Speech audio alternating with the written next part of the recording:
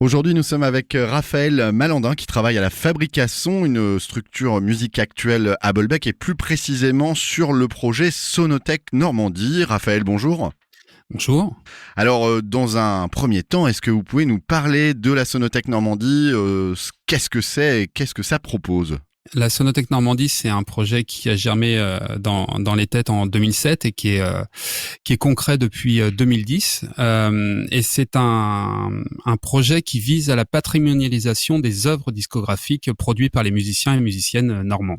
Patrimonialisation, alors qu'est-ce qu'on peut y mettre derrière ce terme? C'est un terme assez vaste, mais si on veut résumer ça un peu plus concrètement, on collecte des disques.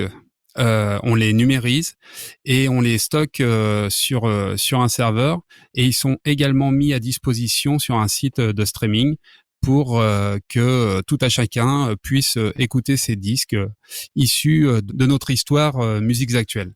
Donc ces disques, ils sont collectés sans jugement d'esthétique musicale. On collecte les disques même si les projets musicaux sont terminés depuis longtemps.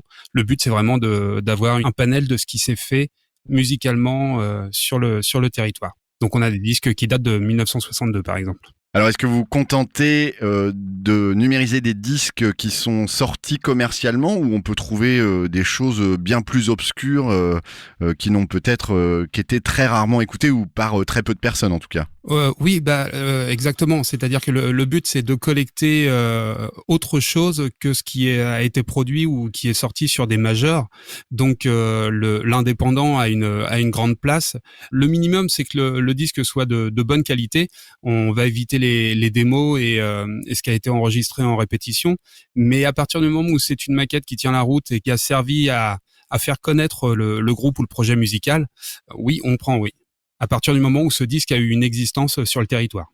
Vous êtes à peu près depuis maintenant, ça fait 15 ans, plus de 15 ans que le projet existe. Ça Mm-hmm. représente combien d'artistes à peu près recensés sur la Normandie? Ce qu'il faut savoir, c'est que le projet a été créé avant la fusion des régions. Donc actuellement, on est à 1900 artistes, ce qui nous donne aux alentours, j'ai les chiffres là sous les yeux, un peu plus de 3000 œuvres discographiques et 26 000 titres. Mais ça ne représente qu'une infime partie, puisque, comme je disais, le projet a été fait avant la fusion des régions et il nous manque pas mal de choses sur l'ex-Basse-Normandie. Donc c'est encore un territoire qu'on doit explorer pour aller chercher des petits trésors. Alors effectivement, tout le travail souterrain, c'est de recenser, c'est de trouver déjà les sources, les Oui, numériser, les archiver, les documenter. Tout ça prend une forme visible. C'est un site internet qui s'appelle sonothèque-normandie.com. c'est ça. Et je crois que la nouveauté de cette rentrée, c'est que ce site va avoir une peau neuve à partir enfin, dans quelques jours maintenant. Et complètement, ouais. Moi, je suis arrivé à la gestion de ce projet en janvier 2019, et mon premier constat, c'était que le site qui était là à l'époque et qui est toujours là aujourd'hui là, était un petit peu, il y avait quelques fonctionnalités qui ne fonctionnaient plus. Il y avait des petits soucis d'affichage sur certaines pages.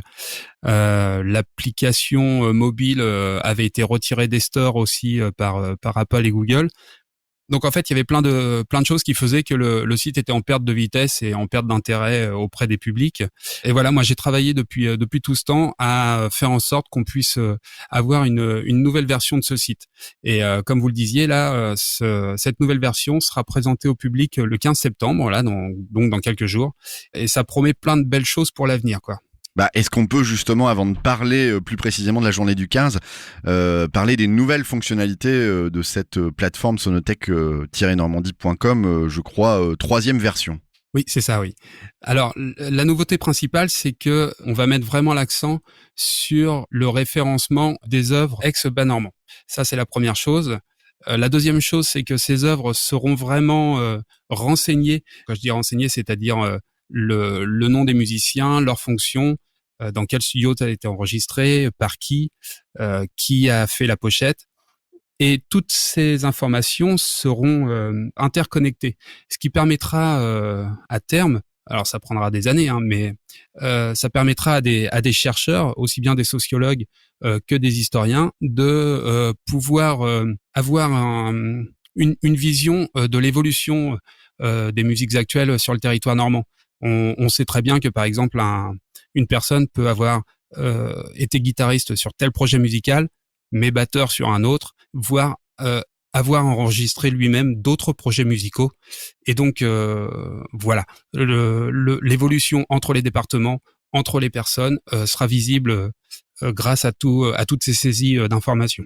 Ça permettra effectivement, si j'ai bien compris, d'avoir des focus sur certaines villes ou sur certaines époques, ou encore retracer le parcours d'un musicien à travers cette nouvelle plateforme. Et je crois que vous avez aussi envisagé, contrairement à la version précédente, un côté beaucoup plus collaboratif avec les utilisateurs.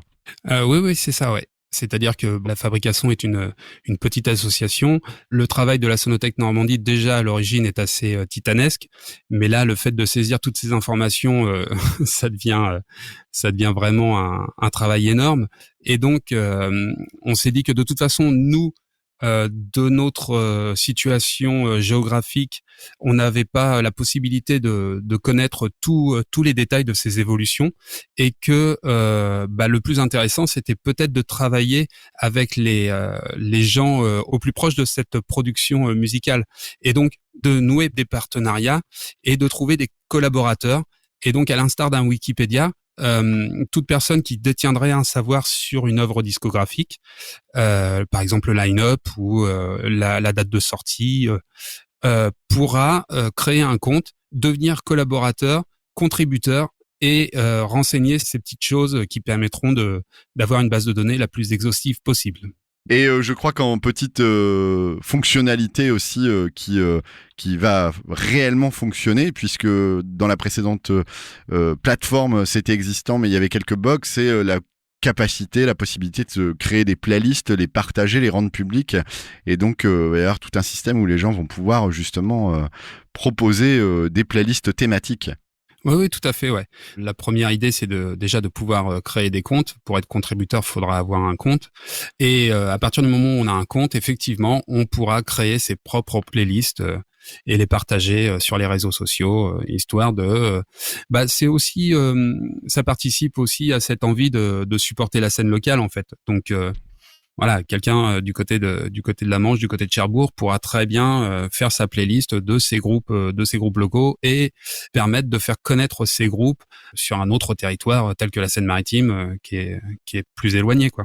Donc une plateforme de streaming, une forme de wiki des musiques actuelles de Normandie, mais aussi un volet social, puisqu'il y aura pas mal de partage et d'interaction avec les utilisateurs. Cette plateforme sera mise en ligne, si je ne dis pas de bêtises, le 15 septembre. Et pour l'occasion, vous avez prévu une journée un petit peu particulière à Bolbec pour le lancement de la plateforme, mais aussi pour réfléchir peut-être ensemble sur la question de la patrimonialisation, mais aussi la matrimonialisation des musiques actuelles. Oui, tout à fait. La plateforme a été vue pendant très longtemps comme le Deezer normand. On voulait un petit peu s'écarter de cette image, dans le sens où on voulait revenir aux fondamentaux du projet, à savoir la patrimonialisation. Donc, le lancement de cette nouvelle plateforme était l'occasion de remettre tout ça sur les rails et de reposer les questions, en fait. Qu'est-ce que la patrimonialisation? Qu'est-ce que ça implique pour les musiques actuelles d'un point de vue politique, d'un point de vue histoire, d'un point de vue sociologique? Et donc voilà, on s'est dit on va pas juste faire une présentation de la nouvelle plateforme, on va faire toute une journée où il y aura une conférence en préambule, ensuite il y aura une table ronde avec plusieurs personnes de divers horizons, et puis la présentation de la plateforme. Et cet après-midi, cette journée se terminera par un concert de Fish Talk. Donc si je résume, le 15 septembre, rendez-vous à partir de 14h, c'est ouvert à tout public, hein. C'est ouvert à tout public, tout à fait, c'est gratuit sur inscription. Donc faut aller sur le site de la Fabrication, fabrication.com, avec un S à Fabrication, SONS. Il y a une page 2023 journée des marches patrimoniales, et là il y a un lien de réservation à remplir. Et donc à 14h, On réfléchit ensemble. Un peu après, on se divertit avec la présentation de la nouvelle plateforme, et puis on se divertit encore plus avec un concert proposé avec le groupe Fish Talk. Raphaël Malandin, merci beaucoup pour tout ce travail qui est aussi, je le précise, une mine d'informations très précieuse pour les radios normandes, puisque ça nous permet aussi de connaître un petit peu l'actualité des groupes qui sortent des disques en 2023. Donc on reste bien évidemment très attentif et très connecté à la Sonothèque Normandie. Merci beaucoup.